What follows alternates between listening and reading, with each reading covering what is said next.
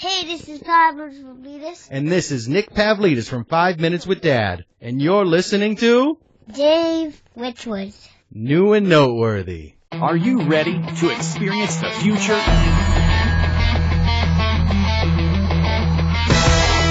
Welcome to the New and Noteworthy podcast, where it's out with the old and in with the new. Dave Westwood brings you the celebrities of tomorrow as today's newest podcasters share their stories, their journey, and their show. So get ready, because the New and Noteworthy podcast starts now.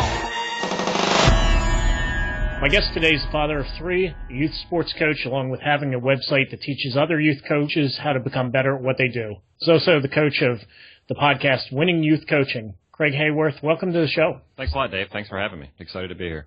Glad to have you. So before we talk about the podcast, let's know a little bit more about yourself and your journey. Sure. Yeah, I'm married, have 3 kids, like you mentioned, and have been coaching those kids for the past 8 or 9 years as they've been involved in youth sports.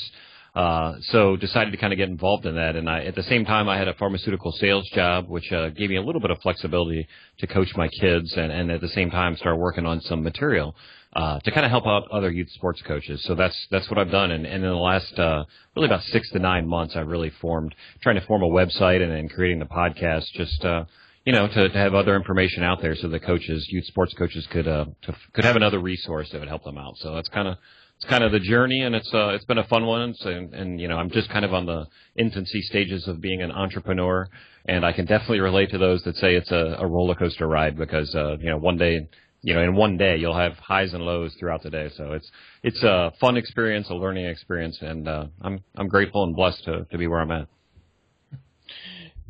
Gotcha. Well, what inspired you? I mean, obviously you created the website, putting together that content.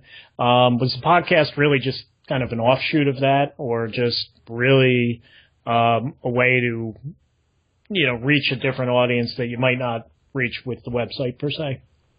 Yeah, well, I mean, really what it inspired me to do the podcast was talking to parents and figuring out and talking to other coaches. They all, for the most part, seem to mean well, but they just didn't have the time to do all the research that it took to be a thorough, organized coach. So I just started talking to them like, well, when do you have time? And, so as we talked, while they're running or while they're driving the car, the podcast kind of became a natural solution. It just really seemed to make sense that the biggest problem that these mom-dad coaches were having was time. They wanted to put in the research and do the right thing, but they just didn't have time. So the podcast that they could again, listen to while they're driving or while they're, folding laundry, whatever, just seemed like a natural solution. Gotcha. And then in terms of time management tips for coaches, is there anything on there that you talk about?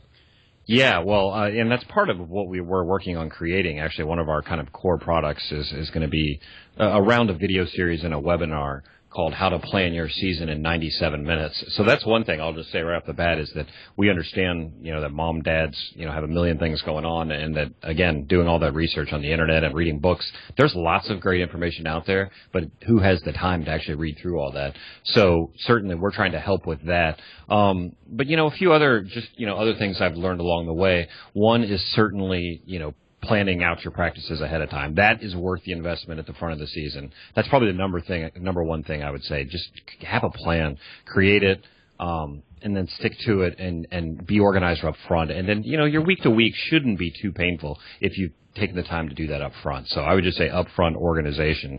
And, and you really do need to have a minute by minute plan, so you're not wasting your own time or the kids' time while you're at practice. Absolutely. And that's one thing. I coach my own son's team as well, and time management is critical. So I definitely agree with you there. What do you think are some of the other qualities that youth coaches most often possess? Yeah, certainly I would say there's 2 things that jump out, and one we just talked about is that they're organized, they have a clear plan on how to become great. The second thing I would say, the quality that I've seen in the interviews I've done and just talking to other, winning youth coaches, they keep things simple, and then they do a great job of teaching kids fundamentals. They don't overly complicate things. They don't try to run 50 plays and whatever offense they're running.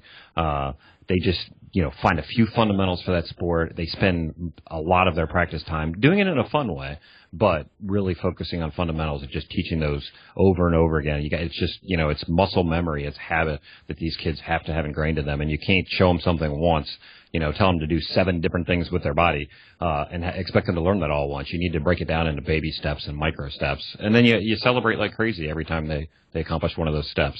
So really, those 2 qualities, I think, be organized, keep things simple, are really the core of what I've seen in the great youth coaches I've run across.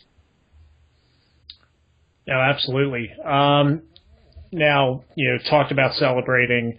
I think that is a huge trait that good coaches possess. And it's something that really is positive reinforcement for the kids. What other ways do you think coaches can either positively or negatively impact their players off the field or on the field? Yeah, this is something that comes up in all the coaches I interview, is that just everybody has a story from when they were a kid, right? Whether, I just interviewed a guy, Kent Julian was podcast episode 13 this week, and he talked about a very vivid memory. I think he was, 8 or 9 years old. He said he wasn't a good baseball player. He got 1 hit the entire season, and when he came off the field from that 1 hit, you know what the coach said to him? The coach said it was an error. That shouldn't even count as a hit. So that's insane, but, coaches just sometimes don't think and don't realize. He remembers that. That was 40 years ago. He remembers that. So the other guy I'll quote from an interview, Ken Sturzma, which I think was like episode 6, his quote was, "Other than dad, the greatest thing you can be called is coach." So I think that just speaks to the power that coaches have. You can pour into these kids, and you can either tear them down and they'll remember you 40 years later for the negative thing you said, or you can pour into them and then, 40 years later, they're a better person because you poured into them and built confidence up in them. So yeah, it's a huge responsibility. And like we said, it's tough, when you're kind of thrown into this role as a volunteer, but at the same time, you can't take light that impact you're going to have. And, don't be the negative guy. Have that be a great experience so that, you'll have parents and kids coming back to you many, many years later. That's just the best feeling when they come up to you and, still call you coach. And so it's a great responsibility, but it's a fun one. Yeah. So, you mentioned, hey, they are volunteers. What other responsibilities do you think they have being volunteers? Sure. I think you could break it down into just a couple simple things. Again, just like what you're trying to do for the kids, I think as a coach, you want to keep things simple for yourself. A couple things. One, you got to teach fundamentals. There's just, don't rush them out there to go get in a scrimmage the first night of practice. You need to teach fundamentals and then work on improving those fundamentals. Teach it in fun ways. Like we said, celebrate when they, even just a small accomplishment, just because they got their footwork a little bit better today. That's what you're celebrating. And then I guess the last thing I would say is don't forget about the character qualities. And that's taught, I would say, a couple ways. One is by what you're saying, but more importantly, it's by how you're acting, and it's how you talk to the players, it's how you talk to the officials, it's how you talk to the parents. They're constantly watching you, and don't let that aspect slip aside. So that's a key responsibility too. Is you need to be poured into these kids and teaching them the right way to win, and the right way to lose, and the right way to behave, regardless, and the right way to love a teammate. So. Teach them fundamentals, teach them to improve, and then teach them some character traits is really what a responsibilities youth coaches have. Yeah, and obviously, kind of modeling that behavior as you kind of referenced. That being said, things can get competitive. As kids get older. What age do you think winning should become a goal for coaches? So I love that. That's actually one of the questions I ask in my interview, and it's been fascinating just even in the first 13 episodes hearing the answer, because it is a little bit across the board. The one thing I'll say is that is consistent is that for the most part, coaches agree it should be one of the goals. Winning should be one of the goals, but it shouldn't be the goal is kind of the big differentiation it's made.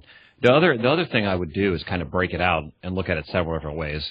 There's coaches that are paid. There's, elite travel teams. There's middle school and high school coaches. My theory is if a coach is paid, then part of that coach's expectations are going to be to have success on the field or court, whatever they're coaching. Again, school coaches, travel teams with paid coaches. But if it's a volunteer parent coach, then certainly different expectations should be laid out. again, they're trying hard to win every game, but that kind of goes back to what we were saying before. That's set up through trying to improve the team. You're teaching fundamentals and wanting them to improve. And the teams I've coached and from the successful youth coaches I've listened to, and even if you go back to look at guys like John Wooden, they didn't talk about winning. They talked about doing their fundamentals better and better so that, obviously the natural outcome is going to be to win games. And that's what, the kids are going to think about at the end. But as a coach, if you're setting, mini goals on each player improving, their own abilities by 10% and very specific ways they can improve throughout the season, the winning's going to take care of itself. But the other quote I'll say, and again, this comes back from Ken Stursman. He was actually one of my mentors growing up. He said to prepare and play every game as if to win, but not for the win. And that's really stuck with me because you can't control referees' calls and the way a ball bounces. So you can't live for the win. You do everything you can to be great and to prepare your team to be great. But at the end of the day, just go out there and do that. It'll take care of itself. And, for the most part, if you do things the right way, you'll have good success. But there's all kinds of things, again, out of your control that, there's teams that are stacking other teams in leagues and you might not have the quality. Youth sports, let's face it, a lot of times if you have the one or two best athletes, you're going to win most games and it makes you look like the hero as a coach. But don't fall into that trap. Set goals to make your kids love the sport and come back the next year. Those are the number one thing you should be always thinking about. Did they love the sport and did they come back the next year? That's what the goals really should be. Yeah, and I mean, you bring up so many questions in my mind. Sorry, I get going on the subject and I just get going. No, that's great. One of the things, you talked about teams being stacked and you may be on the opposite side of that where your team's getting destroyed by, an all-star team basically when you're playing rec ball. As a coach, how can you keep kids motivated in an instance like that? Or if, hey, you're having a rough season, you're not winning, or even if it's an individual player not performing well, how can a coach keep them motivated? Well, the first thing I'll say is that I think it's usually harder on the coaches than it is on the players. I think coaches' egos play into that way, and I've been there, where if you keep losing, as a coach, you're thinking, oh, everybody's going to think I'm a terrible coach, and, it's all my fault. So keep things in perspective. You're really, out there for the kids. But like you said, it can be tough on the kids if the team is out there getting their butts kicked. So I would just do everything I can to make the kids excited to come to practice. There's a couple, ways you can do that. One, a huge aspect of sports is, the social aspect of it. So I've heard successful stories, and I've done this on some of my teams where we establish like big brothers. And, so you have a big brother, little brother relationship on the team.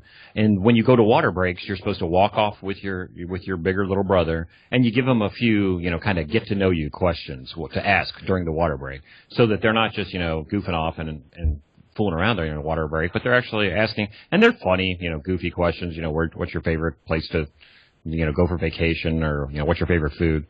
But then, and then when we come back in from the water break, we'll just ask them real quick, hey, Johnny, who was your partner? Introduce him and tell us, what his answer was. So there's things like that kind of make the kids forget about the winning and losing. Another great idea that one of our guests shared was he called it the random points game. And he said, he was talking about kids just loving to have fun and playing games. And he would just assign random point values to stuff during practice. And the points don't get you anything. There's no prize at the end or anything. But, the kids would go nuts trying to earn. You say, okay, 10,000 points for the first kid that, does this drill right. And again, just things like that just to keep it fun. So, hopefully, the seasons where you just can't even compete athletically are few and far between. And hopefully that's not always the situation. But when it is, you just got to keep it fun and keep the kids loving the game and make sure they don't see on you the frustration that losing can entail. Gotcha. So, we talked about also, where you have a bunch of kids that maybe have played together for a long time and those teams, because they get to play together are kind of stacked. Particularly at the rec level when these kids are just learning, do you think it's best that players get the chance to play with different teammates, make new friends, or, is it better that they're kind of playing on the same teams as their friends, their neighbors, their schoolmates? Yeah, that's, I'll be honest. I don't know if I have a strong opinion other way because I've seen very positive examples of kind of both. I've seen where a team sticks together and they end up forming these great friendships over time. But then I've seen other teams where they just, redraft the teams every single year, and you kind of, you get to meet a bunch of new, not just the kids, but then the parents are meeting new parents. So, I don't know if there's a really wrong or right. I would say maybe the best thing would be it's nice to have a little bit of both. If you could, maybe if your kid really is, particularly good at one sport, that team you kind of stick with and grow together. But then some of the other sports that he's doing, just a little more recreationally, then maybe it's nice to meet some other players. So, I think it's nice to mix it up, I would say. But I don't know if there's really a wrong or right on that one. Okay. So, at the rec levels, I mean, when it gets more competitive, it probably changes. But at the rec levels, there's definitely instances where a kid is kind of forced to play by their parents, either because the parent played or they just want them to learn a sport or whatever. And they may not have the desire or the ability to really, play, and they're not as into it as, maybe a kid with more talent. What do you think is the best way a coach can kind of work with these players to at least get them to a point where they at least want to be there and want to play and want to learn? Yeah, that's a very real scenario that it's not easy for a coach, but it does happen pretty at the rec level, like you said, almost without exception. You're going to have one or two kids like that. I think the big key there is just making sure you're understanding what that kid's desires are and not the parent's desire, what the kid's desire is. If they're, I had kids and coaching football, I'm like, man, let's make sure we get Johnny a run here. That'd be fun. We're up by a couple touchdowns. Let's get Johnny in there. And then I would put them in there and call a running play, and we practice it during the week. And they would just be petrified and afterwards come over upset and think that they were, embarrassed.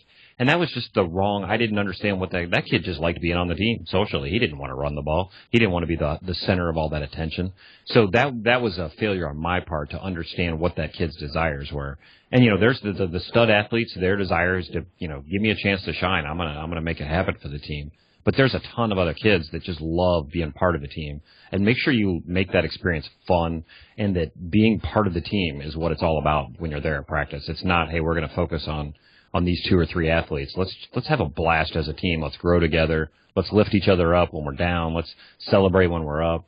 And then the other side of that, I would say, though, is because, like I said, that's the kid's desire. The other side of that is to be very clear in that you're going to have to spend a little more time communicating with that parent. You can't just, think that that's going to work. Not because then the parents will come over and say, hey, why doesn't Johnny ever get to run the ball?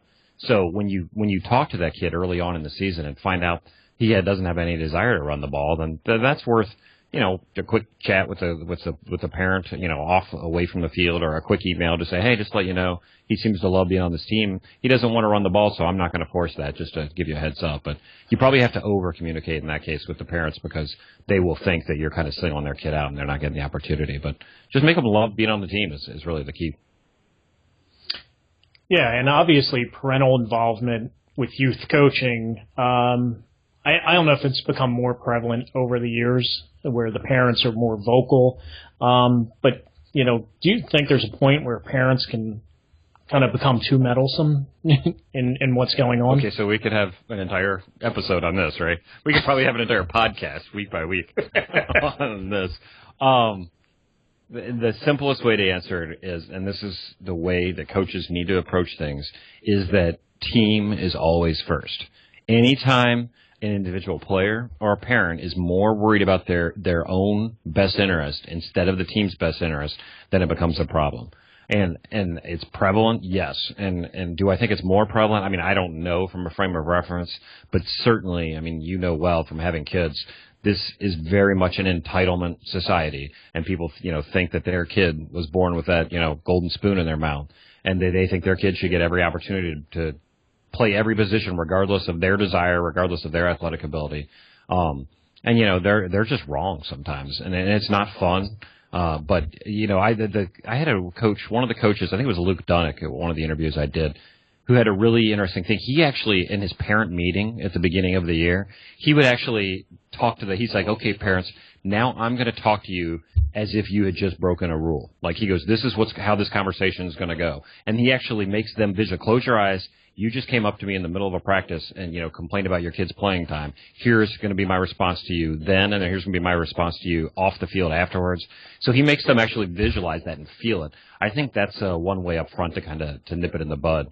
And the other thing is, just, again, communication, letting them know that, everybody's going to get a shot, but you better follow through on that. You better not just pick your, 3 or 4 stars at the beginning of the year and let them do all the, glory positions. You got to, throughout the season, be having competitions where other kids can earn their stripes. And if they show that they've stepped up and they're ready to take on a bigger role, then, start mixing them in a few plays a game and see how they do at that role. So, but yeah, holy cow, you can't let the naysayers. It's just like, what you're doing with starting this podcast, right? You're going to have, and, listen to all the guys who've started, businesses up over the last few years. You're going to have a small, 10, 15% of the population where you're going to get the nasty emails that just blast on what you do.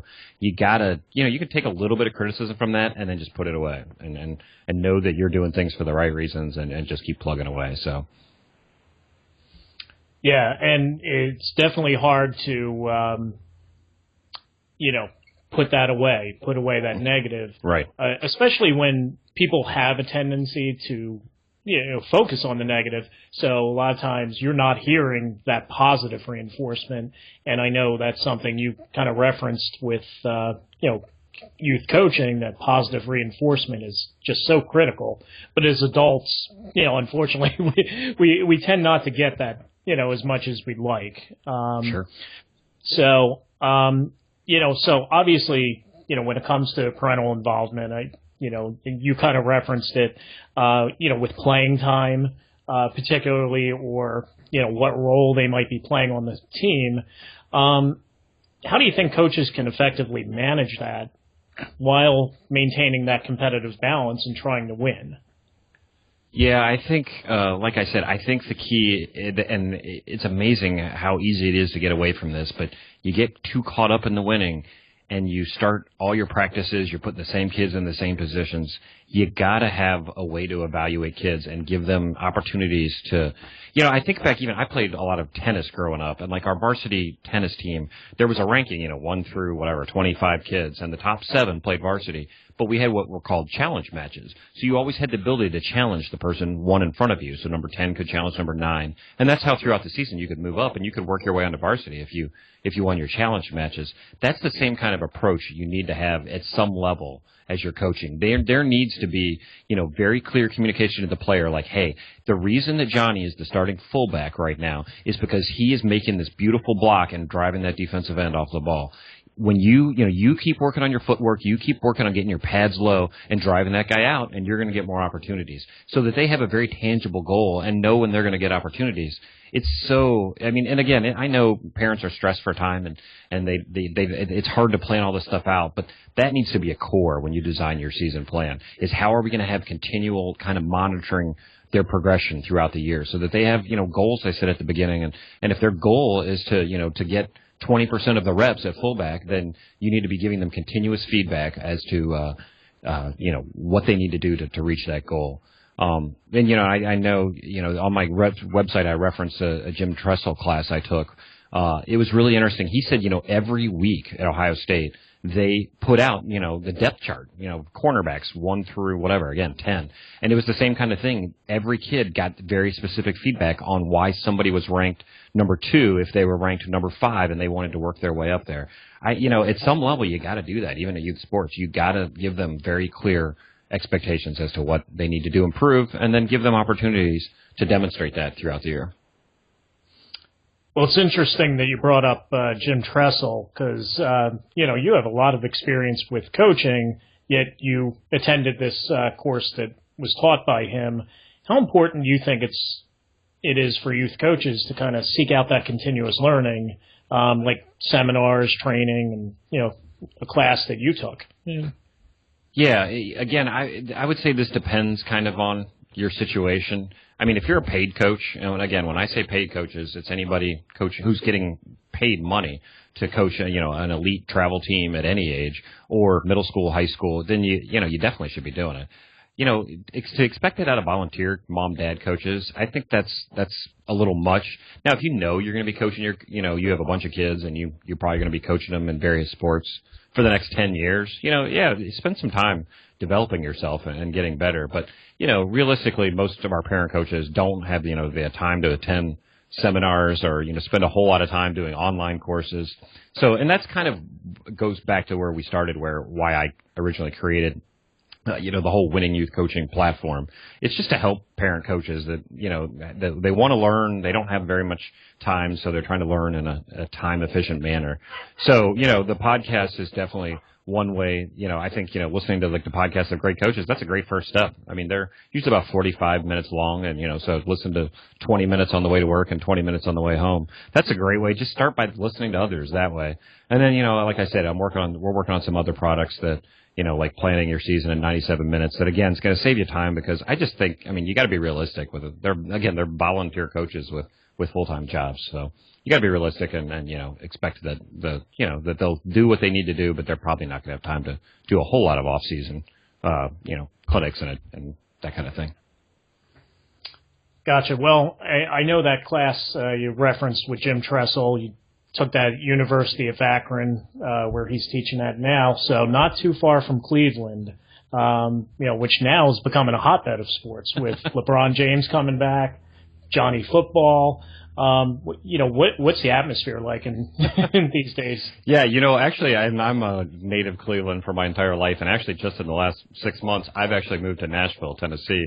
But obviously, I'd still very much keep my ear to the ground on what's going on in Cleveland, and I already bought my Tennessee Titans tickets for when Johnny Football and the Browns are going to be in town here in Nashville. So, it'll be interesting. I mean, it's obviously one of the most exciting time periods. And the Cleveland Indians were great in kind of the mid '90s. The Browns had a little bit of run in the mid '80s, but it's been a long time since there's been this kind of buzz for their team. So we'll see. Being the classic Cleveland fan, I'm just waiting for some massive terrible news to drop and. It's kind of what happens after 60-something years since a championship. So we'll see. It'd be nice to. I'm definitely flying up to Cleveland if one of them can somehow bring home a championship, then I will be in the parade in Cleveland no matter what it takes. So. There you go. Well, I may have to go to Cleveland to find a parade because in Philadelphia, I think our ship has sailed, particularly with the Phillies. So, we talked about. Successful coaches. I mean, skill sets aside, do you think the traits of a successful coach are really universal and can be applied to any sport? Totally. Yeah, that's and that's kind of, it's interesting because people have asked if, with my coaching website, if I'm focusing in on one sport, and I'm really not for that very reason because what I've found is that the organization and the setup and the plan is where most, 90% of that success comes from. So, it definitely translates to other sports. That said, the great ones though, you're always self-evaluating. And if you're not an expert in the sport, then you definitely want to, complement yourself with an assistant coach who is more knowledgeable about the technical aspects of that game because it's certainly important, safety wise and just teaching these kids the right way. But even if you don't have the ability to get an assistant, go seek out a middle school or high school coach. Man, those guys, they want you developing great kids coming up through their program. So go tell them what you're doing and say, hey, can I get, 15, 20 minutes and you just show me, how you're teaching blocking or how you're teaching tackling, whatever that skill is. And they'll love to do that. And it's a great way just to make a connection with them. And it's fun. Sometimes you even invite them to a practice and maybe they'll come over and, half the time the kids don't even know who they are, but it's exciting for the parents anyway. But don't be shy to go ask for that help. But yeah, the skills definitely translate. And I've seen that in tons of coaches that are great in one sport and then they can jump right into another and apply the same stuff to the other sports. So yeah, definitely. Gotcha. Well, you've, with your podcast, I kind of want to circle back around to that. You recently were in the new and noteworthy list. What was your biggest thrill with your podcast to date? Yeah, that's it's been quite a process and a great experience for me. I would say the biggest thrill was the first time I saw myself in what I'll say is like the top 8 of the new and noteworthy section, because usually if you're in the top 8, no matter what device you're looking on, you're on the front page. So the first time I looked up and actually saw, because, I did all this work and research and planned it, but you never really, is anybody going to listen to this thing? Is this really going to work? So the first time I'm like, wow, people are actually finding this and they're sharing it with friends and they're downloading it. So, and actually, the second biggest, so it did, eventually actually reach number 1. Winning Youth Coaching podcast reached number 1 in the kids section, and I think number 2 in the sports section. That was super exciting too. But I think the biggest excitement was just being on the front page and realizing that there's some people out there listening to it. So it's fun. Awesome. So what about your biggest challenge? Biggest challenge was definitely the technical side of it. And I say that I don't want to scare off others, because actually it wasn't that bad once I jumped into it, but it was very daunting up front. I'm not that technically savvy at all, and I didn't even know where to start. But, I found a few tutorials from guys who've had success with it. I used John Lee Dumas' stuff a bunch. I used Pat Flynn's stuff a bunch. So what was daunting up front really became pretty straightforward. And I kind of followed their formula, and it worked exactly as promised. And I'll be honest, I'm a cheapskate. I didn't even pay for any of their Podcasters Paradise or anything. I just did their free stuff they offered, and it's worked really well. So, what started out pretty daunting was actually not that bad. So it's been fun. Yeah, and I've listened to a couple episodes, and you definitely sound like a pro, so no issues there. I guess the training did pay off. So you referenced John Lee Dumas, Pat Flynn, who both have great podcasts that I highly recommend. What is your favorite podcast? Both of those guys. Jamie Tardy's is great. But I'll throw out a bone to a couple personal connections. Definitely 48 Days with Dan Miller. I'm in a mastermind group with him. That's a great one, and that kind of is what initially got my fire started. And he was actually, I hired him as a personal coach several years ago. And then the other one, a new one, and I think you may have already interviewed this guy, but 5 Minutes with Dad. Nick Pavlidis, with his son, Pavlos. It's awesome, and it's quick. It's 5 minutes, and it's just super fun listening to this kid, and they're encouraging you to spend more time quality time with your kids, which is great stuff. So I enjoyed that one too. Yeah, that's one, especially if you have a short commute to work, it's a perfect one to listen to. And you're right, Pavlos is so cute. He is probably the youngest podcaster to make New and Noteworthy, so he probably holds that distinction. So what advice would you give to anyone that's looking to start or grow their podcast? I would say reach out to somebody who else has started one recently, which your show is actually perfect for that, because you're talking to tons of people. And but yeah, I learned a ton from just talking to others in my mastermind group. There was, 8 or 9 people who had already had podcasts that they launched. But the caveat there, I would say make sure it's somebody who's launched in the last year or 2, because iTunes rules and Stitcher's rules, they constantly are changing. So it's more beneficial if you talk to somebody who's done one recently. But I would say just reach out and definitely, take advantage of some tutorials that are out there. Gotcha. Well, if you had to start over and you never launched your podcast, had to do it over from scratch, what would you do differently? I don't know if I would do a whole lot differently on my actual podcast. I would probably contract out the work on my website. I'm still not that happy. I do my own work on my website, and I'm not much of a web designer, so I still don't really like where it's at. It's very time consuming and can be very frustrating. So if I had to do it over, I probably right from the get go would have just hired somebody else to do. I do mine on WordPress, which a lot of people do, but which I'm starting to get the hang of. But I would, if I had to do it over again, I think I would, hire a VA or somebody to do that for me. Okay, so one question that I always ask all my guests, tell us something that your listeners don't already know about you already. I'm pretty open. My listeners know quite a bit about me, but I'm an absolute college football junkie. I love college football, and Saturdays are my big day. And my listeners probably have figured out that I'm an Ohio State grad and a big Buckeye honk. But actually, the thing they don't know about me probably, I'm actually a closet Tennessee Volunteer fan also, because both my parents went to the University of Tennessee. So I grew up going to see Peyton Manning and a bunch of the great ones at Tennessee, and I've been to a bunch of games there. So my fans, my people who listen to the show would probably be surprised to hear that I actually like the Vols too. They don't usually play the Buckeyes much, so it's usually not an issue. But yeah, I guess that's a little tidbit. Yeah, if you were a closet Michigan fan, that might be a different story. So. Well, my fourth guest on my show was a Michigan guy, and there was another. Oh, and my sixth guest so I had two Michigan guys out of my first six. I'm like, what am I doing? So, I am not a closet Michigan fan, but I love all you Michigan supporters out there. So there you go. Well, Craig, tell us where we can find you and your podcast. Yeah, my website is winningyouthcoaching.com, and you can find links to the podcast there, but you can also find them directly on iTunes and Stitcher. Awesome. Well, we will definitely put up the links to everything we talked about in the show notes, and I wish you the best of luck. It has been truly an honor. Craig Haworth, thanks so much for being a part of the show today. Awesome. Thank you, Dave. Great job. This is a great idea, and great success to you, too. It should be a lot of fun to see where you grow from here. So good luck. New and Noteworthy is brought to you by. If you're looking for affordable, reliable web hosting, look no further than Bluehost. Hosting plans start at $3.95 per month, and with one-click WordPress integration, there's no easier way to get your website up and running. Go to newandnoteworthy.net/Bluehost or click the Bluehost banner on our website to get started. You've been listening to New and Noteworthy.